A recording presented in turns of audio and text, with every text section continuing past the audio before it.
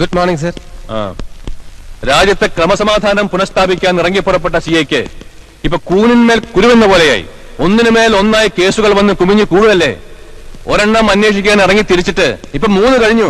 ഈ ബന്ധം ഹർത്താലും ഒക്കെ നിരോധിക്കുന്ന പോലെ കൊലപാതകങ്ങൾ നിരോധിക്കാനുള്ള ഏർപ്പാടുണ്ടാവണം സർ. നോൺസെൻസ്. എടോ, തന്നെ കൊണ്ട് ഈ പണിക്ക് പറ്റില്ലെങ്കിൽ ഈ കാക്കിയും തോക്കൊക്കെ ഊരി വെച്ച് വേറെ വല്ല പണിയും നോക്കണോ? സോറി സർ, ജോലിക്ക് ഞാൻ ഫിറ്റാണെന്ന് തീരുമാനിക്കേണ്ടത് എന്റെ ഡിപ്പാർട്ട്മെന്റ് ആണ്. രാഷ്ട്രീയക്കാരുടെ പാരലൽ ഫോഴ്സിന് മറുപടി പറയേണ്ട ബാധ്യതയൊന്നും എനിക്കില്ല. ഞങ്ങൾ നേതാക്കന്മാർ വിചാരിക്കുന്നത് പോലെ ഇവിടെ അഡ്മിനിസ്ട്രേഷൻ നടക്കൂ. കുറ്റവാളികളെ കണ്ടുപിടിക്കാൻ തലയ്ക്കകത്ത് എന്തെങ്കിലും വേണ്ടേ? കഴിവുകേട് സമ്മതിച്ച് പിന്മാറിക്കോ.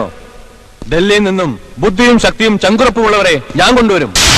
നിങ്ങളുടെയൊക്കെ താളത്തിനൊത്ത് തുള്ളുന്ന കുറെ പാവകളെ ഇറക്കുമതി ചെയ്ത് ലോക്കൽ പോലീസിന്റെ മൊറൽ തകർക്കുന്ന ഏർപ്പാടൊന്നും ഇനി ഇവിടെ നടക്കില്ല sir. Then get prepared to accept your suspension order within 48 hours. Make it 24 hours sir.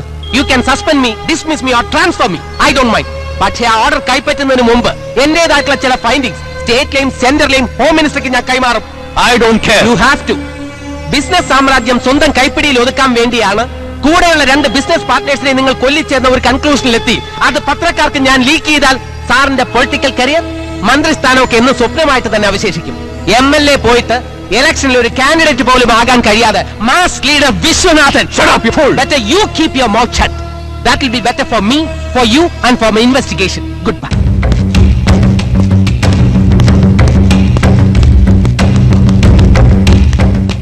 സാറേ, എന്തിനാ ഈ മാലയും പോക്കെ കൊണ്ടുപോകുന്നത്? അകത്താരെങ്കിലും മരിച്ചു കാണും. ഓ, ഞാൻ ഊഹിച്ചു. കഷ്ടം. അപ്പൊ പിന്നെ ഈ റീത്തിന്റെ ഉപയോഗം എന്താ? അത് കല്യാണത്തിനല്ലേ?